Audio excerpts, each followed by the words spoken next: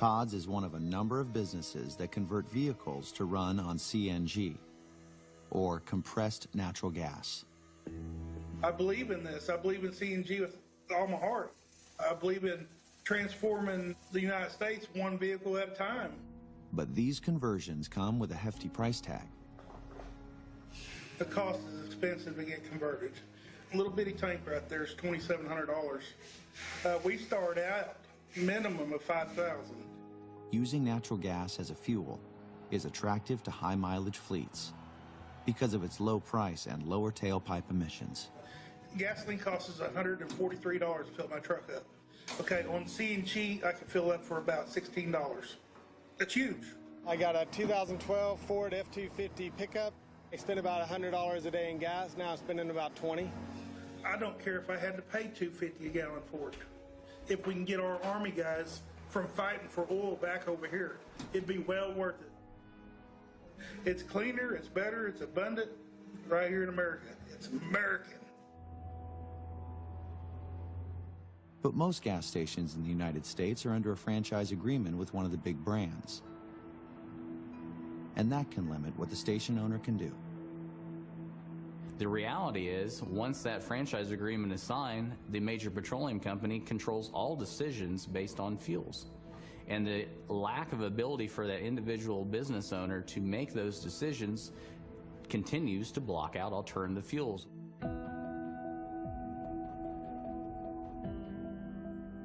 Of the 120,000 gas stations in America, almost 1/3 are independently owned. But independent gas station doesn't just mean small. All those large chain stores with gas stations, yep, they're independent too. So what if they started selling ethanol and methanol? The service station of the future, the smart ones, are going to see that serving the large number of customers and giving them what they want is the right way to go, rather than trying to force them to use essentially a monopoly fuel. The pump is where the oil monopoly exerts its power. And by using a combination of electricity, ethanol, methanol, and natural gas, the pump is where America can take that power back. It's almost unfathomable to me that we won't allow the market to solve this problem. We've dealt with cartels and monopolies before. We know how to do this.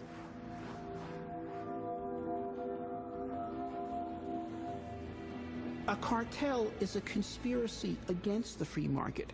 Adam Smith discusses this, and he makes it very clear that it is entirely appropriate for governments to move to break up cartels. In 2006, a new piece of legislation was proposed in the House of Representatives Transportation Committee. It was called the Open Fuel Standard. It would unblock methanol fuel and require automakers to make flex fuel cars. The Open Fuel Standard is a bill that has been repeatedly introduced since around 2006 in various forms. Which says very simply, all cars built or sold in America will have the flex fuel capability.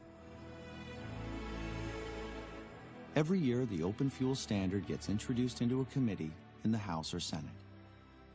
But not once has it left a committee for a vote. Why would legislation that could help free America from oil dependence be blocked? Maybe because members of the committees that have reviewed the Open Fuel Standard have received over $32 million in campaign contributions from big oil. But the U.S. government isn't just helping the oil monopoly by not passing laws. It's also instituting regulations that keep the oil monopoly in control. For example, today it's illegal for commercial operations to install flex fuel kits, even though you can install one yourself.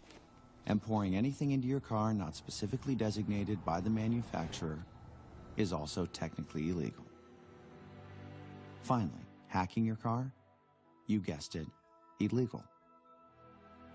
So whose side is our government really on? Americans have been hearing about energy independence since 1974, and nothing's been done. The American people need to have fuel choice. And for those who say, no, we don't want to do that, they need to answer the following question. In whose interest is it that the American people do not have fuel choice? There's been a monopoly on the fuel system of cars built and sold in this country. It's time to break that monopoly. It's time to give Americans choice. People are starting to realize to make the changes needed, they can't rely on government. They can't rely on corporations. They have to rely on themselves. While oil companies profit from a one-fuel system, the people suffer because of it. And those people are starting to channel their anger into action. What's important is we need fuel democracy and fuel choice, not fuel monopoly. We've got to find a path forward that uses fuel more efficiently, that uses fuel that pollutes the atmosphere less, and that uses fuel that we can afford. After 5 years in a row of rapidly rising crude oil prices carries over into pain at the pump, I think it's a reasonable alternative to have fuels competition. It would enable us to use other than just pure gasoline or pure diesel to power our vehicles so that we can open up the economy and reduce the cost of fuel to Americans. If the consumer could freely decide to run on either gasoline or an alternative fuel, very quickly gasoline would be forced to compete at the pump. And what this would do is put a permanent constraint on the price of oil. The price of fuel would come down. It would create millions upon millions of jobs. It would lift this enormous tax that is being placed on our economy. It would stop the flow of wealth from the free world to the oil cartel. The benefits would be enormous. We bailed out the automakers. The one thing we didn't do is give a return on that money to the American taxpayer as a whole by demanding from the automakers to open their cars to fuel competition, as they have said for years that they are willing to do. Let's do for ourselves what the rest of the world is doing for themselves by opening up choice.